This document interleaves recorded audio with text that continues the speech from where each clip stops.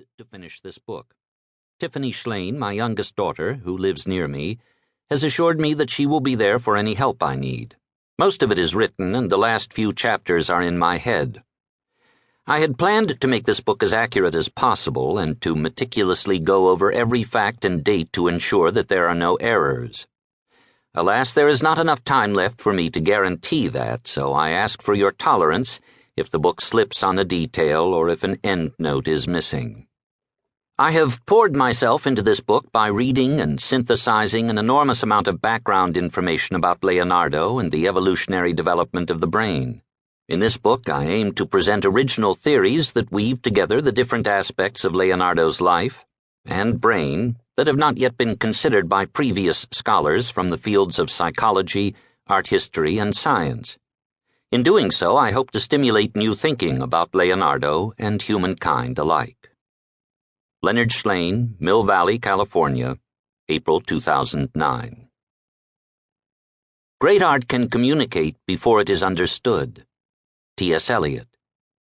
It seems to me that in the question of truth and beauty one finds what is really the deepest root of the relationship between science and art. David Bohm, quantum physicist. The artist is the antennae of the race. Ezra Pound. Preface. Another book about Leonardo da Vinci? Is there no end to authors, poets, historians, art critics, scientists, and psychiatrists rooting around in this cultural giant's extensively over-examined life? Can we not let this poor soul's psyche rest in peace? I would answer, well, not yet. Scholars have scrutinized both Leonardo's life and work with a perspective particular to each of their specialties and interests. I intend to scrutinize Leonardo utilizing the knowledge others have gained, but seen from a perspective none have previously employed, that of a general and vascular surgeon, with an abiding interest in brain science and, in particular, the division of functions between the two hemispheres of the brain.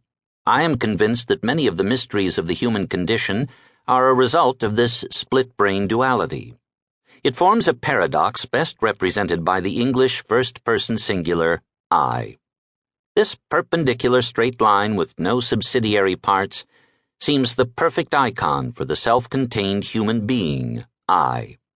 The vertical stroke creates a division between everything within the waterproof bag we call our skin and everything on the other side of that bag. But neuroscientists have learned that what we think of as the singular I can more accurately be construed as a sharp line cleaving the two, sometimes competing and sometimes cooperating, halves of a person's cerebral hemispheres. In truth, we are Siamese twins conjoined at the corpus callosum, the broad band of fibers that connects the right and left halves of the brain in all vertebrates. Each of the halves of a human brain can generate opinions, perceptions, likes and dislikes, different from those of its yoked twin across the way. There is a long history in literature and art of two personas existing within one body, epitomized by Robert Louis Stevenson's two characters operating within the confines of one body that sometimes manifested as Dr. Jekyll and other times as Mr. Hyde. Only recently has it been possible to assign to each of them their own individual anatomical mailing addresses. Despite the many different theories about how the brain processes information and generates the sublime mystery of human consciousness, no neuroscientist disputes the fact that the human brain differs from those of other animals in the unparalleled degree to which its two cortical hemispheres have specialized their functions. Human creativity, I will argue, must be intimately bound up in this unique arrangement. But why are some individuals more creative than others? If, as many have conjectured, the brains of the truly creative are wired differently than those of the plodding masses, then it is a worthy exercise to compare the wiring diagram of an average person's brain with that of a creative genius. But how would a researcher choose among the many creative people presently alive?